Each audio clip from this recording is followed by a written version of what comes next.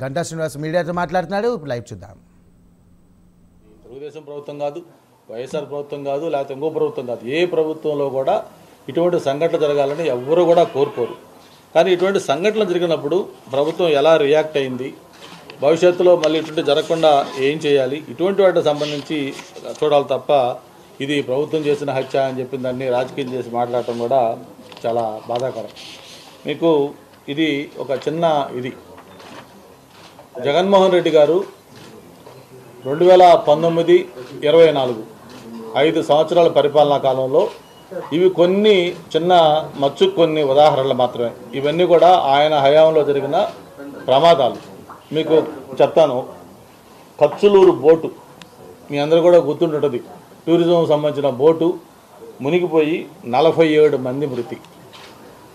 అది కూడా ప్రభుత్వ హత్యనా?